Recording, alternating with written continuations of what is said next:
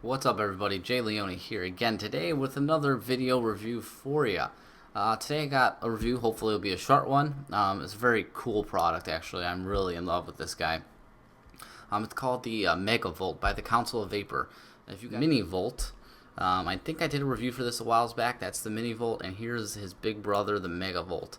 And he's really not that much bigger, to be honest with you. I'll tell you what makes it much bigger than his little predecessor.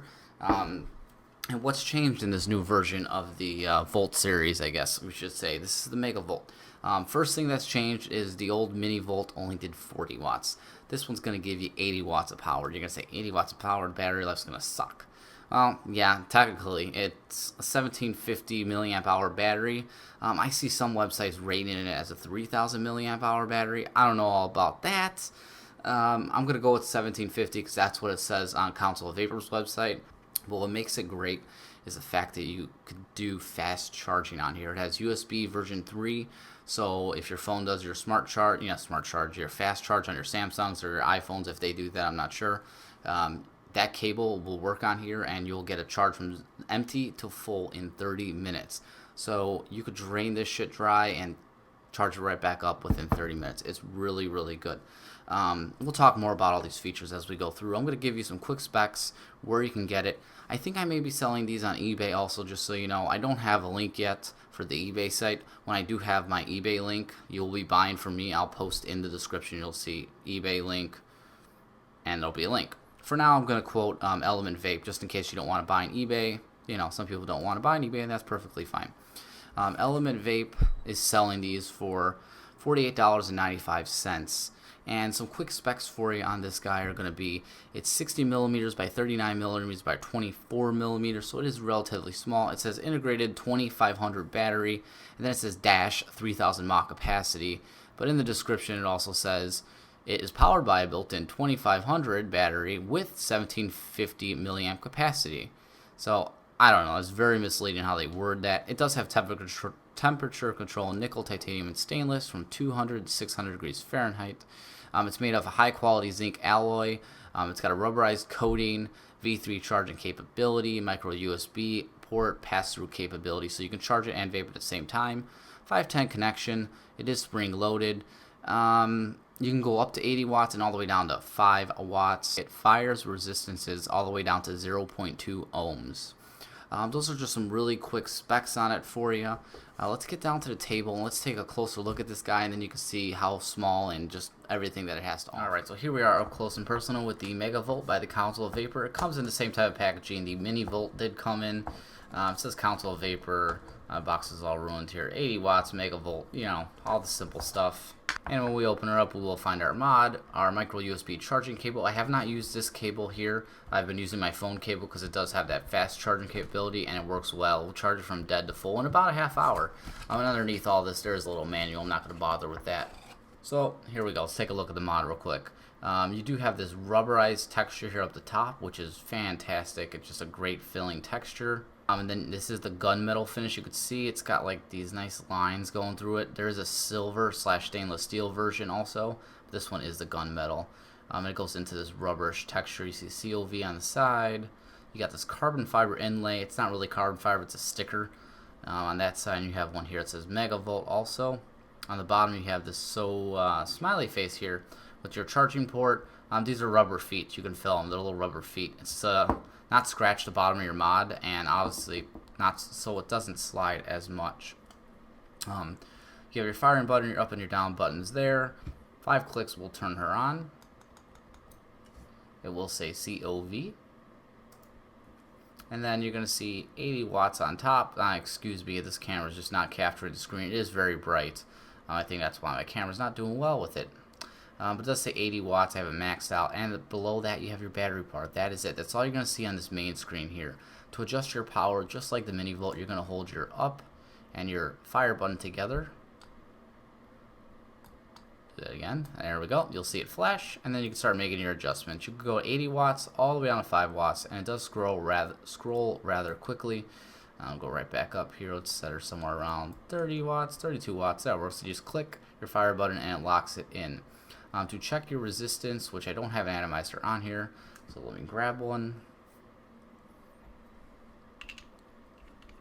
It does have a spring-loaded 510 also, if I didn't mention that. And to check your resistance, all you're going to do is press the up button here, the up adjustment button, and you'll see 0.77 ohms, and that will give you the resistance of your attached atomizer or tank or whatever you have. To flip the screen, you hold the up and the down button together, and you'll see the screen will flip. To go between soft, normal, and hard modes, you're going to hold the fire button and the down adjustment button together.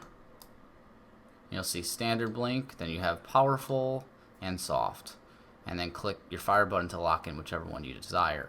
It does have a really short menu here. I'll try to show you that. So that's 1, 2, 3 clicks of the fire button. You'll see mode power, mode temp, and then you could select, let's say we want to do temp.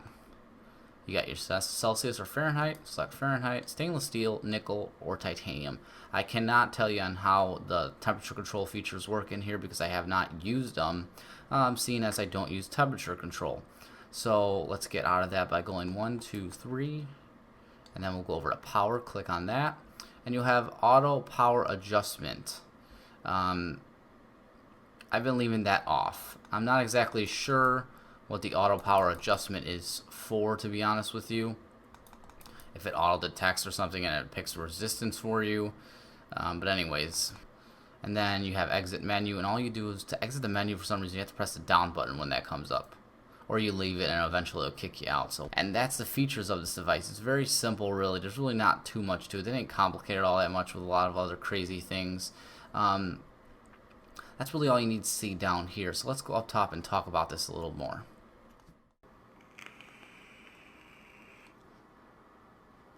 Alright, so you saw a close-up and personal, so you could see actually it's very much the same size as this guy. It's a little bit taller and a little bit fatter, but actually, to be honest with you, this one's a little more comfortable with the rubber finish on here, and it fits my hand a little bit better, maybe because it's a little bit bigger. The other one's a little small. If you like tiny mods, you're going to like this. Like I said, you got 80 watts of power, fast charging, and pass-through capable. So you have many ways to use it. While it's charging in a half hour, whatever. I think that's great. I don't know that there's another mod that uses it. I'm sure there is. I probably just haven't seen it that has the fast charging. Nonetheless, right now I got the Triton, what is this? The Triton or Nautilus Nano. I don't know. It came with that mil-spec device that I used here. Which, by the way, compared to that mil-spec device, it's almost identical in size, completely identical. So this really does feel heavy, though. It feels heavy for such a small mod. It must be a really big battery that's packed in there, but it has girth. It's definitely more heavier than the Mini Volt. But so anyway, I'm taking a vape here. I'm only at 12.5 watts.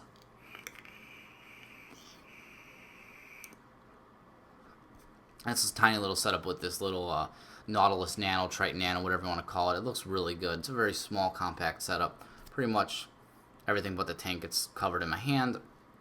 That's just a little mouth-to-lung vape. Now, if you want to do some direct lung vaping, go for it. I got a indestructible Addy here with a Clapton coil. This used to be on my Noisy Cricket. And this is 22 millimeters. And it sits flush. I think there might be... it sits flush. I think there's... Oh, it's the smallest... Maybe it's not. Maybe it's not even overhanging. It does fit. Okay. I don't know. It looks fine to me. I don't notice, and I hate overhang. This looks really nice. Let's see. We got a 0.75 resistance. It's a Clapton coil, and like I said, it was used on my Noisy Cricket, which gave me a lot of power, so I had a higher resistance. Bumping it up to 32.5 watts here.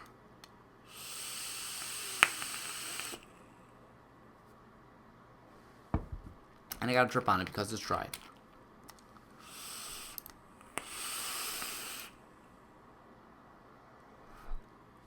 Definitely gives you enough power. It feels accurate. There's no delay on the firing. When you press that button, it fires. No issues with that whatsoever.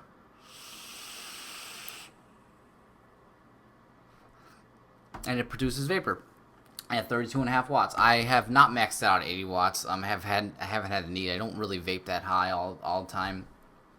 I've had it around 50 to 60 watts, and it's been just stellar. It's just a stellar. I mean, this is just a nice little setup here. If you're a dripper, look at this. Look at this little thing. It's nice. It's got a nice look to it. I really do like it. Yeah, and then we're talking about on the close-up about that auto power feature that it has. Somebody that knows, please put in the comments. I can't find anything on it. Maybe there's a video that somebody did, I'm sure, about it. I can't find anything about that and what that actually does. I really like this minimalistic display. I like to be able to look down, see my battery life, see my wattage. If I want to see my resistance, just press the up button. Alright, there it is. Alright, take a vape. That's it. It's that simple. It's that simple. It's a great little device. If you're looking for a little portable device, that's it right there. And the price isn't too bad. I've seen it under 50. I've seen it as low as in the low 40s. I'm probably going to have it on eBay. I'm thinking somewhere in that mid to low 40 range. So if you're interested, or if not, check out Element Vapor. There's lots of other vendors out there that you can look at. So yeah, I've been rocking it with a Nautilus tank or some type of Nautilus coil on their 1.8 ohms, around 12 to 15 watts, and I get a day out of it. I get a full day out of it. Doesn't die on me during the day. I don't have any issues with it as far as battery life. Now, if you're vaping at 50 watts, you're most likely not going to get a day. You're definitely not going to get a day, but you can charge within a half hour. So for the way I use this device, it's perfect. It is an exact perfect device for me. All right, so some pros and some cons. Well, price is pretty good. Size is definitely a pro for me.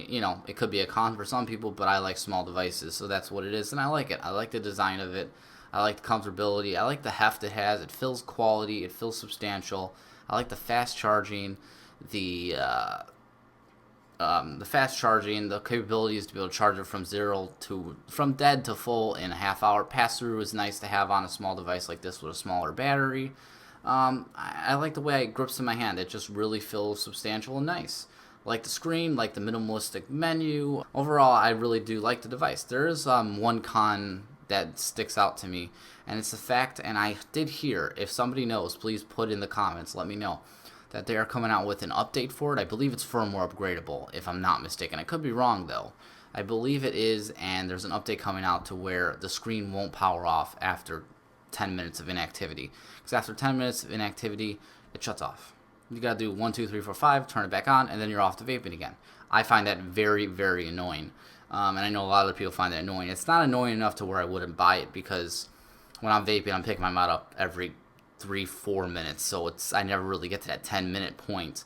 And really, I mean, it's just 5 clicks and you're back to go. But sometimes it is annoying when you pick it up and you're like, oh shit, oh, it's off. That's a definite con on that. So hopefully there is an update that I don't know of, and I will do it if it is. And so I highly, highly recommend this device. Obviously, I'm in love with it. I love the stuff that Console Vapor does, and I think this is another home run. Just get rid of that stupid sleep after 10 minutes thing, Console Vapor. If you're listening, which you're not, get rid of it. It's horrible. It's a stupid feature. It's a real stupid feature. I understand you're saving power and battery life because it is such a small battery.